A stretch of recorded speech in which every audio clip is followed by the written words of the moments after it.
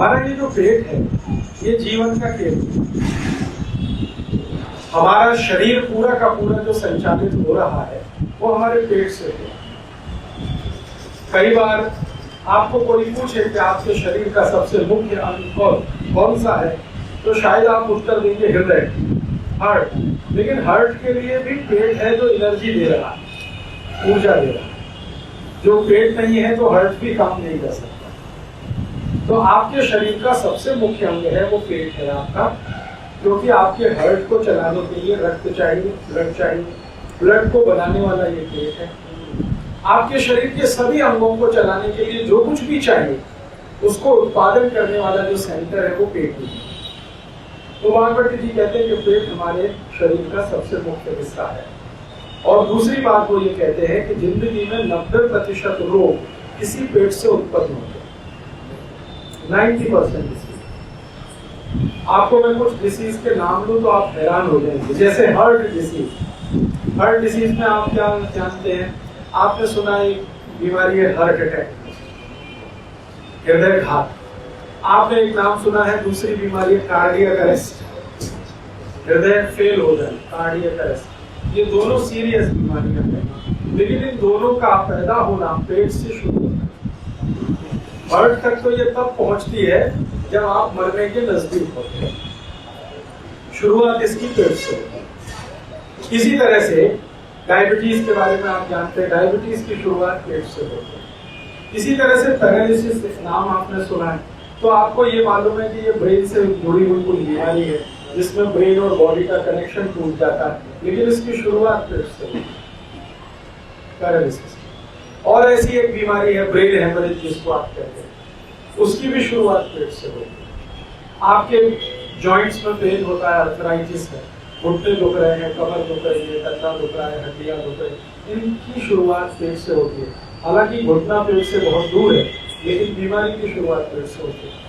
तो अगर आप कुल बीमारियों की लिस्ट करें, भारत में आयुर्वेद चिकित्सा में बीमारियों की संख्या 148 है, 148 डिसीज है, जिसमें सबसे खराब बीमारी जिसको आप कैंसर कहते हैं, और सबसे आसान बीमारी जिसको आप सर्दी जुकाम कहते हैं। सर्दी जुकाम से शुरू करके कैंसर तक होने वाली कुल बीमारियां 148 है।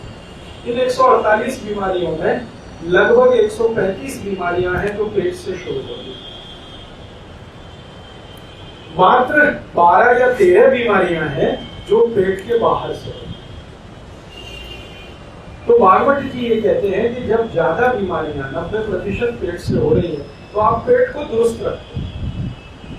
जिनका पेट अच्छा है उनके जीवन में सब कुछ अच्छा। अब पेट को दुरुस्त रखने के लिए क्या करना है, उसके उन्होंने कुछ सूत्र दिए हैं। उनमें से मैं आपको कुछ सूत्र बोलता हूँ। उसमें पहला सूत्र है उनका जीवन में, वो कहते हैं कि जिंदगी भर आपका पेट अच्छा रहे, काम करता रहे, तो उसके लिए उन्होंने कहा है कि खाना खाने के बाद कभी भी पानी नहीं पीना। ये उन्होंने सूत्र में कहा। संस्कृत में उन्होंने ये सूत्र कहा, भोजनांते विषम वायु।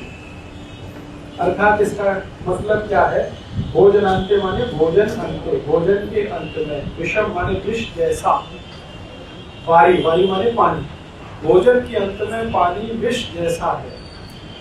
ये उन्होंने सूत्र लिखा है। इसका सीधा सा मतलब ये है कि खाना खाने के बाद पानी नहीं पीना।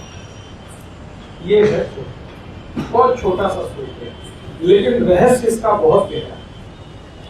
सूत्र बहुत छोटा है, लेकिन इसका विश्लेषण बहुत गहरा है। वाघभट्ट जी की एक विशेषता है, वो सूत्र लिखते हैं, विश्लेषण नहीं करते। कारण आप पूछेंगे क्या? कारण ये है कि वो जिनके लिए सूत्र लिख रहे हैं वो सब विद्वान लोग हैं, हमारे जैसे मूर्ख नहीं है। तो भागवत जी ने ये लिखी जो पुस्तक, वो अपने शिष्यों के लिए लिखी, और शिष्य उनके बहुत विद्वान थे जो सूत्र कहते ही समझते थे। अब दुर्भाग्य क्या हुआ कि भागवत जी चले गए, उसके बाद शिष्य भी चले गए, और वो सूत्र रह गए, विश्लेषण चला गया उनके साथ। तो ये मुश्किल आई, इसलिए ये पुस्तक हमारे भारत में प्रचलित नहीं हो पाई और इसकी चर्चा नहीं हो पाई।